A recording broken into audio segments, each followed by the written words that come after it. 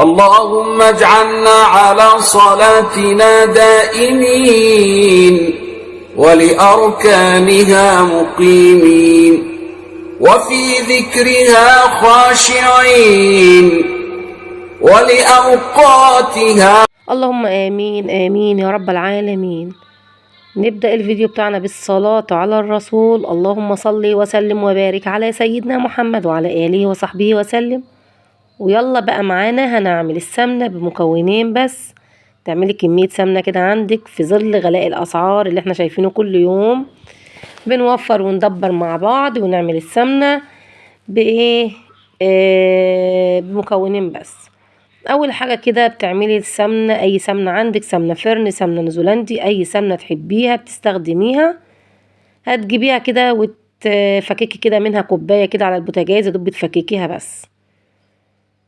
هناخد معانا بقى كوبايه سمنه، عليها كوبايه زيت، عليها كوبايه لبن، وبتعايري كل المقادير بكوبايه واحده. الكوبايه لازم تكون واحده في كل المقادير.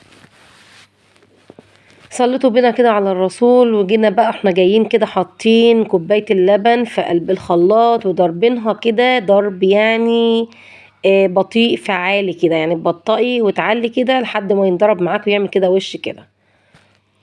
هتروحي جايه نازله بقى بكوبايه السمنه، برضو تستمري كده في الضرب برضو بنفس الطريقه. هنضرب بنفس الطريقه كده لحد ما توصل للقوام اللي هنشوفه معانا دلوقتي.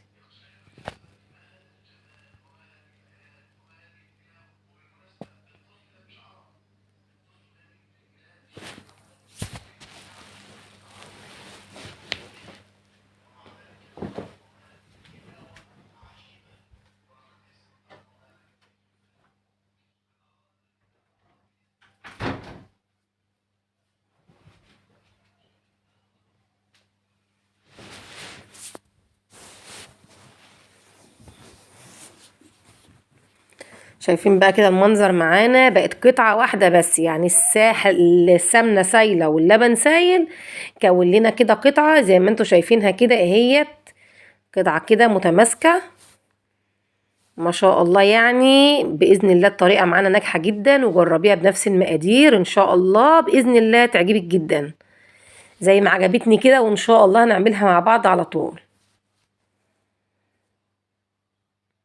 هننزل بقى في الحالة دي، يعني في الخطوة دي كده بننزل بربع معلقة ملح، يعني اقل من ربع معلقة كده، يعني ما تكتريش الملح قوي. ويا دوب معلقتين كبار عصير ليمون، معلقتين بس، مش بنحط حاجة تاني. هو ناقص معايا بس كوباية الزيت، هننزل بها دلوقتي بعد ما نضرب شوية كده كمان.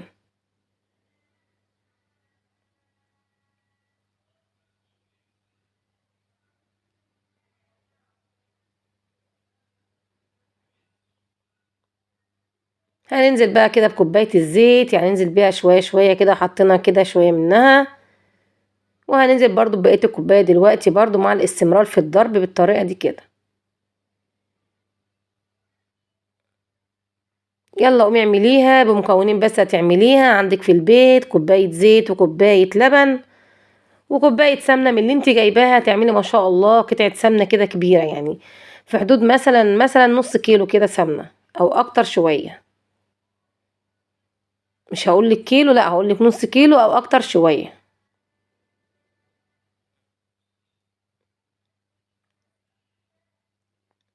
يلا بقى لو انت لسه مشتركة معايا جديد حطي اللايك، ما تنسيش اللايك لان اللايك بيرفع الفيديو. ولو انت لسه مش مشتركة اشتركي في قناتي وفعلي زر الجرس عشان يوصلك كل جديد، وتشرفيني وتنوريني في كده في القناة. خلاص كده كنا ضربناها. هنجيب بقى حاجة مستطيلة كده قريب زي ده، عندك حاجة اصغر شوية عشان يبقى السمك بتاعها كده عالي برضو عادي مفيش اي مشكلة.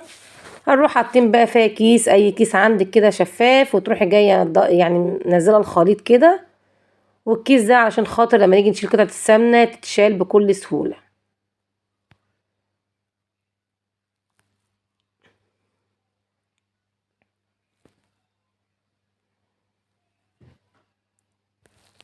وانا بشكر كل اللي دخل معايا في القناة جديد، والله كلكم على راسي من فوق، كلكم نورتوني وشرفتوني. يعني هقول لكم مش عارفة اقول لكم ايه بجد. ربنا كده يكرمكم بيا ويكرمني بيكم ان شاء الله.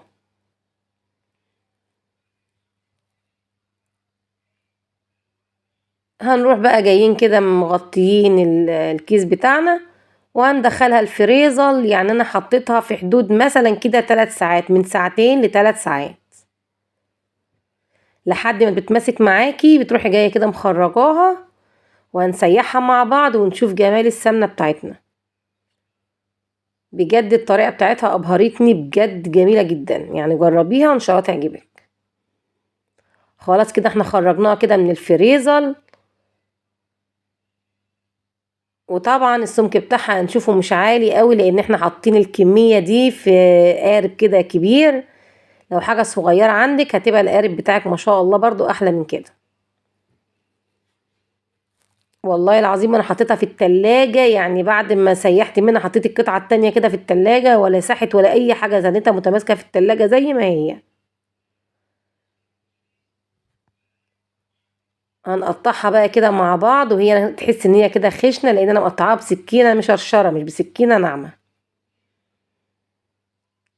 التسييح بتاعها بقى ما شاء الله هتديكي نتيجة روعة، وهنعملها مع بعض دلوقتي ونشوفها. ما شاء الله جميلة جدا. هنروح بقى جايبين بقى كده معانا طاسة، وجايبين بقى كده 3 4 قطع كده مسيحينهم. هتهدي النار بتاعتك لحد ما تفك معاكي، وبعدين تعليها كده سنة وتأنكي كده تقلبي فيها لحد ما الخض ده كده ينزل تحت كده ويبقى مرتة الملح اللي احنا حطينا في قلبها.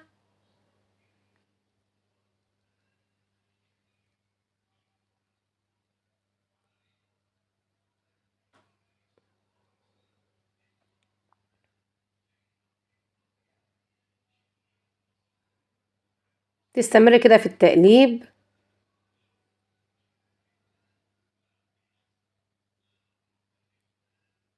لحد ما الخض بتاعها كده ينزل تحت، وهتلاقيها بقى السمنة راقت معاكي، تبقى هي كده خلاص بالطريقة دي زي ما انت شايفة كده. بنصفيها ونسيبها بقى كده في التلاجة تجمد معانا وهنشوفها مع بعض. بجد اعملي الطريقة دي هتعجبك جدا. يلا قومي اعمليها، لو عندك قطعة سمنة كده وكوباية زيت قومي اعمليها، ما تكسليش. صفناها بقى هيت معانا.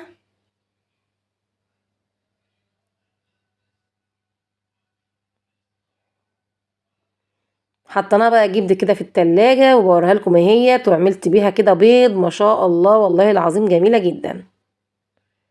يلا بقى لايك للفيديو، لو وصلت لحد هنا ما تنسينيش في اللايك فضلا وليس امرا، ده فضل منك. ودي برضو هي سايحة هيت ما شاء الله ما شاء الله، يعني جميلة جدا.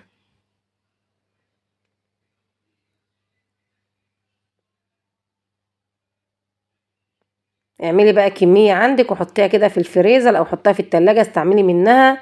تعملي بقى حلويات، تعملي منها بيض، تعملي منها اي حاجة ما شاء الله جميلة، ناعمة كده وجميلة.